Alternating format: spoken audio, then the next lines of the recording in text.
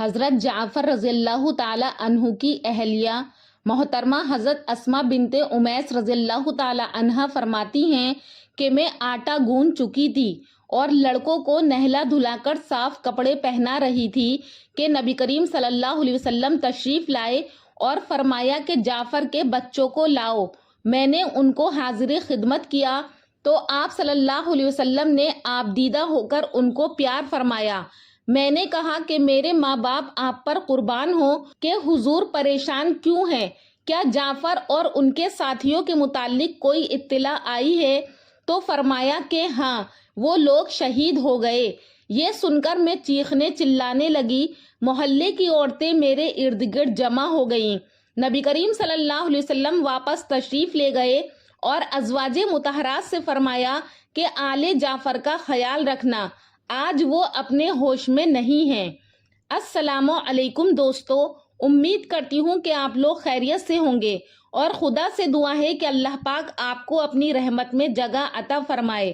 آج میں آپ کی خدمت میں حضرت جعفر ابن ابی طالب جو کہ صحابی رسول ہیں اور جعفر و طیار کے نام سے مشہور ہیں، ان کا واقعہ لے کر حاضر ہوئی ہوں کہ انہوں نے کس طرح دین کی خدمت کی۔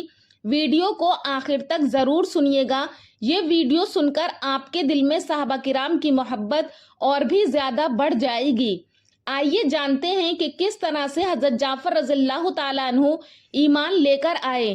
ایک مرتبہ نبی کریم صلی اللہ علیہ وسلم حضرت علی کے ساتھ عبادت میں مشغول تھے تو آپ صلی اللہ علیہ وسلم کے چچا ابو طالب نے اپنے دو پیاروں کو، یعنی ایک اپنے بیٹے اور ایک اپنے بھتیجے کو اللہ تبارک و تعالیٰ کے حضور میں سجدہ کرتے ہوئے دیکھا تو ان کے دل پر ایک خاص اثر ہوا، تو انہوں نے اپنے بیٹے حضرت جعفر کی طرف دیکھ کر کہا کہ تم بھی اپنے چچا کے بیٹے محمد کے پہلو میں جا کر کھڑے ہو جاؤ۔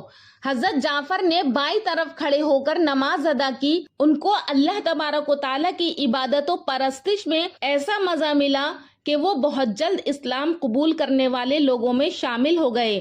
یعنی نبی کریم صلی اللہ علیہ وسلم کے زید ابن ارقم کے گھر میں پناہ گزین ہونے کے قبل ہمیشہ کے لیے اس کے پرستاروں میں داخل ہو گئے۔ اس وقت تک 31 یا 32 آدمی مسلمان ہوئے تھے جس وقت حضرت جعفر رضی اللہ تعالیٰ عنہ نے اسلام قبول کیا۔ جیسے جیسے لوگ اسلام قبول کرتے جا رہے تھے ویسے ویسے مکہ کے مشرک لوگ ان کو تکلیفیں پہنچانے میں کچھ کمی نہیں کرتے تھے، ہر طرح سے ستاتے تھے، تکلیفیں پہنچاتے تھے۔ مکہ والوں کی ستم آرائیوں سے تنگ آ کر پھر لوگ ہجرت کرنا چاہتے تھے۔ جب مشرکین مکہ کی ستم آرائیوں سے تنگ آ کر مسلمانوں کی ایک جماعت نے حبشہ کی طرف ہجرت کی تو حضرت جعفر رضی اللہ تعالی عنہ بھی ان کے ساتھ ہو گئے، لیکن قریش نے یہاں بھی ان کو چین لینے نہیں دیا۔ حبشہ میں نجاشی کے دربار میں مکہ سے بہت سے تحفے تحائف کے ساتھ ایک گروہ مکہ سے آیا اور اس نے درباری پادریوں کو تائید پر آمادہ کر کے نجاشی سے درخواست کی کہ ہماری قوم کے چند نہ سمجھ نوجوان اپنے آبائی مذہب کو چھوڑ کر محمد کے نئے مذہب میں چلے آئے ہیں۔ انہوں نے ایک ایسا نرالا مذہب ایجاد کیا ہے جس کو پہلے کوئی جانتا بھی نہیں تھا۔ ہم کو ان کے بزرگوں اور رشتہ داروں نے بھیجا ہے کہ حضور ان لوگوں کو آپ ہمارے ساتھ واپس کر دیں۔ درباریوں نے بھی اس مطالبے کی تائید کی۔ نجاشی نے مسلمانوں کو بلا کر پوچھا کہ وہ کون سا نیا مذہب ہے جس کے لیے تم لوگوں نے اپنا خاندانی مذہب چھوڑ دیا ہے۔ تو مسلمانوں نے نجاشی سے گفتگو کے لیے اپنی طرف سے حضرت جعفر کو منتخب کیا۔ تو حضرت جعفر آگے بڑھے اور انہوں نے اس طرح سے بادشاہ سے بات کی کہ بادشاہ سلامت، ہماری قوم نہایت جاہل تھی، ہم بت پوجتے تھے، مردار کھاتے تھے، بدکاریاں کرتے تھے، رشتہ داروں اور پڑوسیوں کو ستاتے تھے، طاقتور کمزوروں کو کھا جاتا تھا۔ غرض ہم اسی بدبختی میں تھے کہ خدا نے خود ہی ہماری جماعت میں سے ایک شخص کو ہمارے پاس رسول بنا کر بھیجا۔ ہم اس کی شرافت، دیانت داری اور پاک بازی سے اچھی طرح آگاہ تھے۔ اس نے ہم کو شرک اور بت پرستی سے روک کر توحید کی دعوت دی، راست بازی، امانت داری، ہمسایہ اور رشتہ داروں سے محبت کا سبق ہم کو سکھایا اور ہم سے کہا کہ ہم جھوٹ نہ بولیں، بے وجہ دنیا میں خونریزی نہ کریں، بدکاری اور فریب سے باز آئیں، یتیم کا مال نہ کھائیں، شریف عورتوں پر بدنامی کا داغ نہ لگائیں، بت پرستی چھوڑ دیں، ایک خدا پر ایمان لائیں، نماز پڑھیں، روزے رکھیں، زکوٰۃ دیں۔ ہم اس پر ایمان لائے اور اس کی تعلیم پر چلے۔ ہم نے بتوں کو پوجنا چھوڑ دیا، صرف ایک خدا کی عبادت کی اور حلال کو حلال اور حرام کو حرام سمجھا۔ اس پر ہماری قوم ہماری جان کی دشمن ہو گئی۔ اس نے طرح طرح سے ظلم و تشدد کر کے ہم کو پھر بت پرستی اور جاہلیت کے برے کاموں میں مبتلا کرنا چاہا، یہاں تک کہ ہم لوگ ان کے ظلم و ستم سے تنگ آ کر آپ کی حکومت میں چلے آئے ہیں۔ تو نجاشی نے کہا کہ تمہارے نبی پر جو کتاب نازل ہوئی ہے اس کو کہیں سے مجھے پڑھ کر سناؤ۔ تو حضرت جعفر رضی اللہ تعالی عنہ نے سورہ مریم کی چند آیتیں تلاوت کی تو نجاشی پر ان آیتوں کا ایک خاص اثر ہوا، اس پر ایک خاص کیفیت طاری ہو گئی۔ اس نے کہا کہ خدا کی قسم، یہ اور تورات ایک ہی چراغ کے پرتو ہیں، اور قریش کے سفیروں سے مخاطب ہو کر کہا کہ واللہ میں ان کو کبھی واپس جانے نہیں دوں گا۔ سفرائے قریش نے ایک دفعہ پھر کوشش کی اور دوسرے روز دربار میں عرض کیا کہ حضور، آپ کچھ یہ بھی جانتے ہیں کہ حضرت عیسیٰ ابن مریم علیہ السلام کے متعلق ان لوگوں کا کیا خیال ہے؟ نجاشی نے جواب دینے کے لیے مسلمانوں کو بلایا تو ان لوگوں کو سخت تردد تھا کہ کیا جواب دیں۔ تو حضرت جعفر نے کہا کہ کچھ بھی ہو، خدا اور رسول نے جو کچھ بتایا ہے ہم اس سے انحراف نہیں کریں گے۔ غرض دربار میں پہنچے تو نجاشی نے پوچھا کہ حضرت عیسیٰ علیہ السلام کی نسبت تمہارا کیا یقین ہے؟ حضرت جعفر نے کہا کہ واللہ جو کچھ تم نے کہا کہ عیسیٰ ابن مریم اس سے اس تنکے کے برابر بھی زیادہ نہیں ہیں۔ یہ سن کر دربار کے پادری جو ابن اللہ کا عقیدہ رکھتے تھے نہایت برہم ہوئے، ان کے نتنوں سے خرخراہٹ کی آوازیں آنے لگیں، غصے سے بھرپور ہو گئے، لیکن اس نجاشی بادشاہ نے کسی بات کی پرواہ نہیں کی اور قریش کی سفارت ناکام واپس آ گئی۔ حضرت جعفر اور ان کے ساتھ کے سبھی صحابہ جنہوں نے ہجرت کی تھی کافی عرصے تک حبشہ میں مقیم رہے۔ پھر اس کے بعد حضرت جعفر رضی اللہ تعالیٰ عنہ نبی کریم صلی اللہ علیہ وسلم کے مدینے کی ہجرت کے 6 سال بعد تک حبشہ ہی میں رہے۔ سن 7 ہجری میں وہ حبشہ سے مدینہ آئے۔ یہ وہ زمانہ تھا کہ خیبر فتح ہو چکا تھا اور مسلمان اس کی خوشی منا رہے تھے کہ مسلمانوں کو اپنے بھائیوں کی واپسی کی دوہری خوشی حاصل ہوئی۔ حضرت جعفر سامنے آئے تو نبی کریم صلی اللہ علیہ وسلم نے ان کو گلے سے لگایا اور پیشانی چوم کر فرمایا کہ میں نہیں جانتا کہ مجھ کو جعفر کے آنے سے زیادہ خوشی ہوئی یا خیبر کی فتح سے۔ حضرت جعفر رضی اللہ تعالیٰ عنہ کی واپسی کو ابھی 1 سال بھی گزرنے نہیں پایا تھا کہ ان کے امتحان کا وقت آ گیا۔ جمادی الاولیٰ سن 8 ہجری میں غزوہ موتا پیش آیا۔ نبی کریم صلی اللہ علیہ وسلم نے فوج کا جھنڈا حضرت زید بن حارثہ کو عطا کر کے فرمایا کہ اگر زید شہید ہو جائیں تو جعفر، اور اگر جعفر بھی شہید ہوں تو عبداللہ بن رواحہ اس جماعت کے امیر ہوں گے۔ چونکہ حضرت جعفر ابن ابی طالب اپنے مخصوص تعلق کی وجہ سے یہ یقین کیے ہوئے تھے کہ امارت کا شرف انہی کو حاصل ہوگا، اس لیے انہوں نے کھڑے ہو کر عرض یا رسول اللہ صلی اللہ علیہ وسلم، میرا کبھی یہ خیال نہیں تھا کہ آپ صلی اللہ علیہ وسلم زید بن حارثہ کو مجھ پر امیر بنائیں گے۔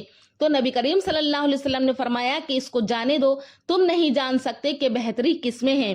حضرت صلی اللہ علیہ وسلم اس غزوے کے انجام اور نتیجے سے آگاہ تھے، اس لیے فرمایا کہ اگر زید شہید ہوں تو جعفر جھنڈے کو سنبھالیں، اگر وہ بھی شہید ہوں تو عبداللہ بن رواحہ ان کی جگہ لیں۔ غزوہ موتا تمام صحابہ اکرام پہنچے تو وہاں جا کر جنگ کا میدان گرم ہوا۔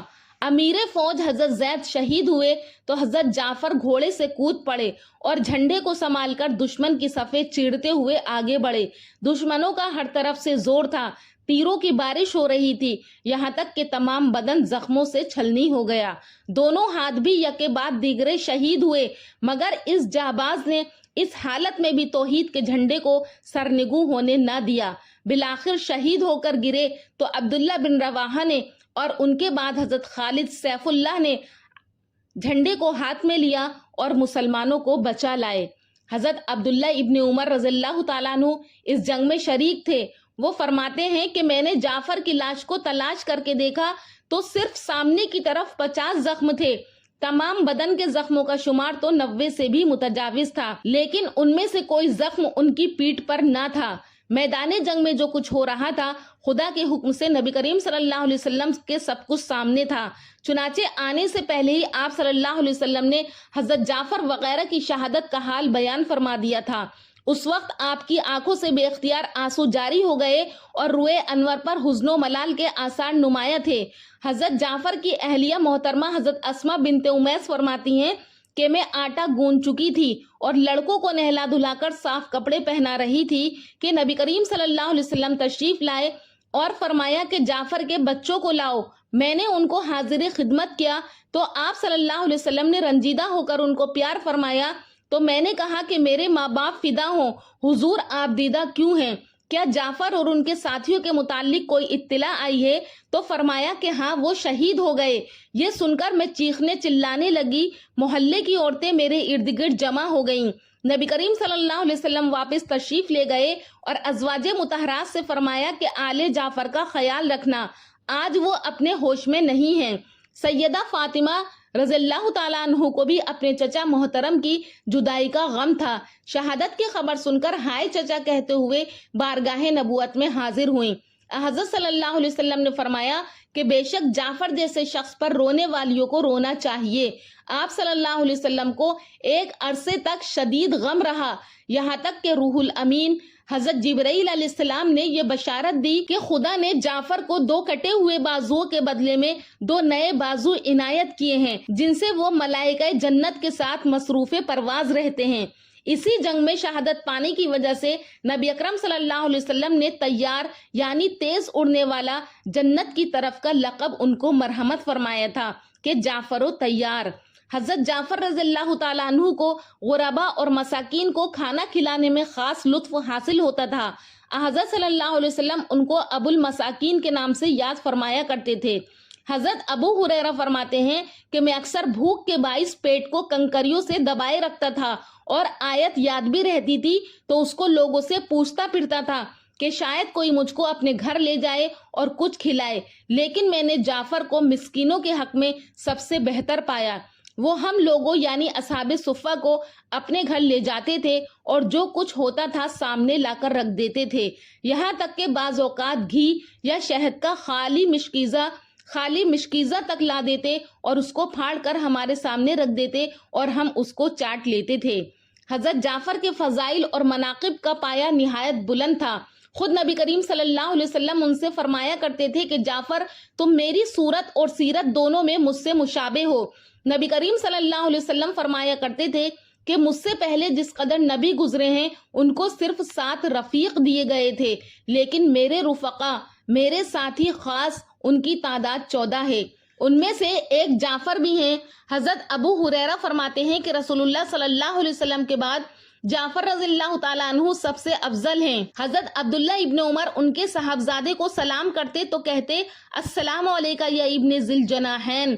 हजरत अब्दुल्ला इब्न जाफर फरमाते हैं कि बाज़ औक़ात में हजरत अली से कुछ मांगता तो वो इनकार कर देते, लेकिन जब अपने वालिद जाफर का वास्ता देता तो बगैर कुछ दिए न रहते थे। आपकी औलाद के बारे में बताया जाता है कि आप कसीरुल औलाद थे, लेकिन 3 बेटों का जिक्र ज्यादा मशहूर है, जिनके नाम ये हैं अब्दुल्ला इब्न जाफर, मोहम्मद बिन जाफर, औन बिन जाफर। औनो मोहम्मद के बारे में बताया जाता है कि दोनों करबला के वाक़ये में शहीद हो गए थे। सामीन, ये वाक़या मैंने आपके सामने मुख्तलिफ रिवायात से इकट्ठा करके बयान किया है, जिसमें बुखारी बाब ग़ज़वा मौता और किताब मुस्तदरक हाकिम और किताब असदुल ग़ाबा और जामे तिर्मिज़ी वगैरह ये किताबें शामिल हैं। दोस्तों, उम्मीद करती हूँ कि आपको हज़रत जाफर तैयार का ये वाक़या पसंद आया होगा। अगर आपको वाक़या पसंद आया हो तो हमारे चैनल नूरी इस्लामिक ट्यूबर को सब्सक्राइब करें और कमेंट सेक्शन में अपनी राय का इजहार ज़रूर करें। इंशाअल्लाह फिर मुलाकात करूँगी एक और अच्छे टॉपिक के साथ अगली वीडियो में। तब तक के लिए अल्लाह हाफिज़।